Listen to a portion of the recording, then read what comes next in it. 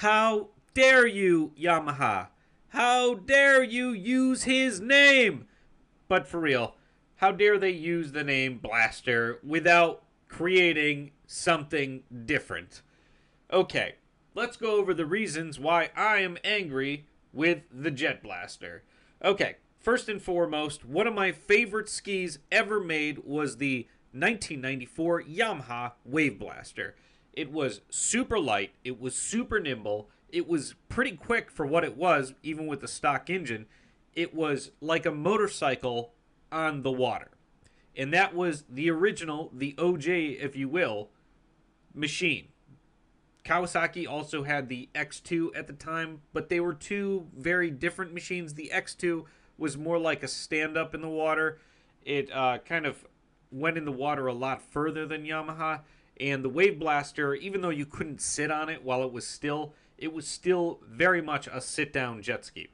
Okay, so the reason why this ski in particular makes me angry is because we've already seen this before, but it's named something different in a totally different location on the website as well.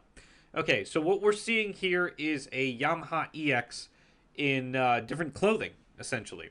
So they rebadged it the Jetblaster in order to kick nostalgia, and what they did mainly was add a variable trim system. They lessened the weight slightly and increased the horsepower of the exact same motor. Okay, so now I'm going to just switch over real quick and you'll see the difference between these two skis. Bang. Bang. Do we see a difference? I don't. They're the same ski. Alright, so what we do see about the specifications that are a little bit different, let's jump into both specifications of these. And let's go to the hull and deck. Let's go to hull and deck. Okay, so the Jetblaster, quote unquote, is 1 to 3 person, 549 pounds, and so on and so forth. The EX Sport is 584 pounds. Same length, same everything else on here as well. Okay, let's go back to the engine. Okay, so the Jetblaster has a 3-cylinder 4-stroke TR1 HO Yamaha Marine engine. The EX has a 3-cylinder 4-stroke TR1 Yamaha Marine engine. The only thing missing out of here is HO. The CCs are the exact same, the pump is the exact same, and the fuel is the exact same. The only difference is most likely just a tune on this machine. The good news for EX owners is you can just tune this the same amount and you have the same performance. The problem with this is, with the EX owners, is you can't get the variable trim because it is fully electronic, and you cannot get the colors that are on here as well. So the features, you can also put in the footwells, by the way. Those are just added. Those little foot stands to do wheelies.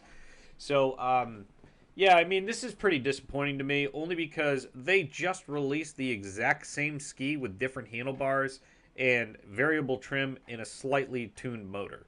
Now, let's look at these people on the water. Now, keep in mind, I own a Sea-Doo Spark and a Sea-Doo Spark Trixx. I also have owned a Yamaha Waveblaster and Yamaha Waveblaster 2 in the past, and I want the Yamaha Waveblaster back, because let's watch this video. That's pretty disappointing. I really like the disclaimer at the bottom here. Professional rider with advanced skill depicted in closed area. Look at those advanced skills.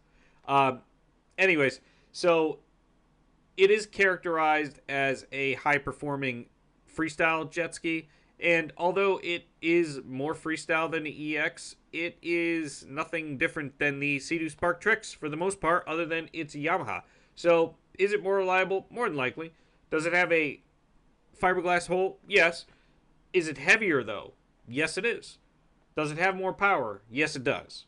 But, in my opinion, these are not what we are looking for as a freestyler. We want lighter, we want more nimble, we want power, and we also want the ability to upgrade them like crazy. What we got was an EX in Jetblaster clothing. That's it. That's all we got.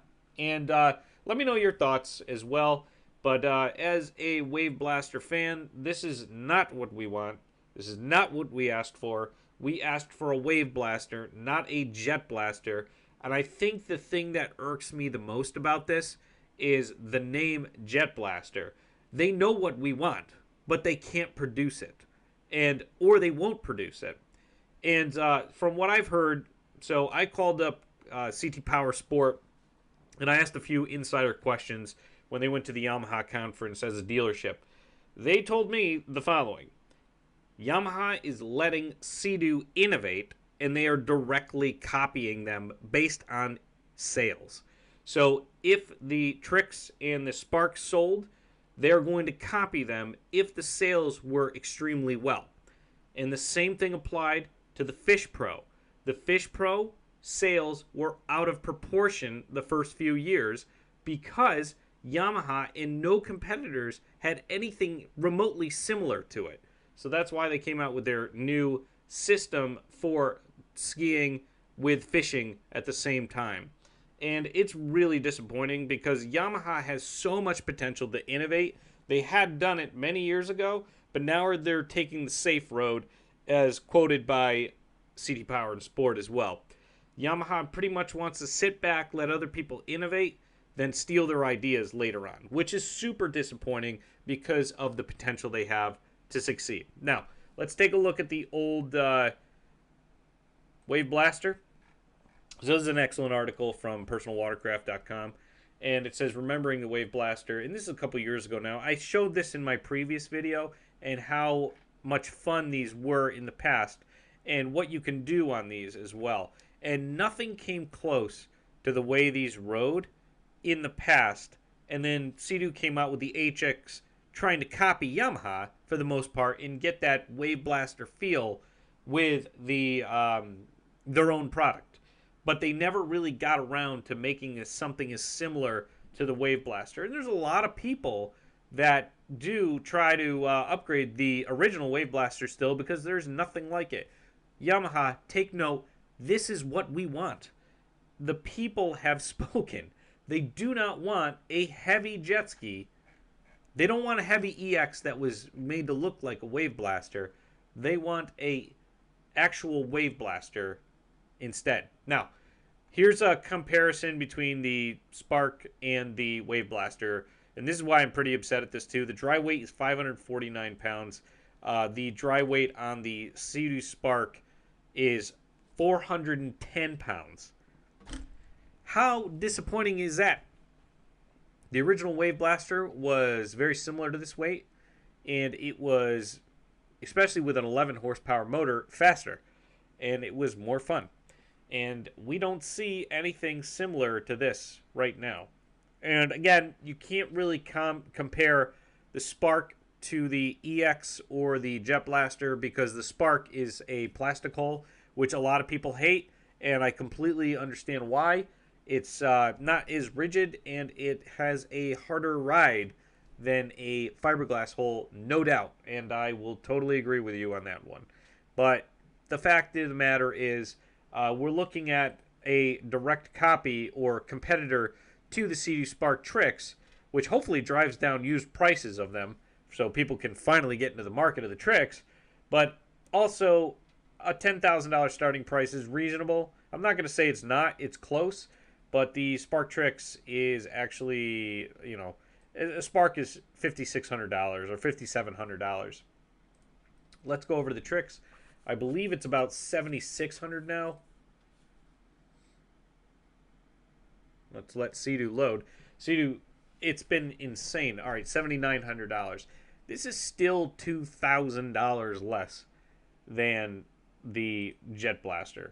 So, again, if they're going to be a direct competitor to the Sea-Doo Spark Trixx, you know, you got to at least come close to the price on there as well. I'm going to get a lot of hate because they're going to think I'm a Sea-Doo fanboy, but really, I believe there's a lot of room for improvement with the Trixx. I own one, and by and far, although it's an extremely fun ski, it has a lot of flaws. And Yamaha had the ability to pick up and change those flaws and create an amazing product but they just missed the boat on this one, in my opinion. So what I want you guys to do is comment below and let me know what you think about the Jetblaster. Am I missing anything? I would love to hear it. I want to see kind of what Yamaha has in store, and if they let anybody else down, or if somebody says, you know what, this is perfect, this is what we want, and we're going to go Yamaha, without being kind of like a Yamaha fanboy either.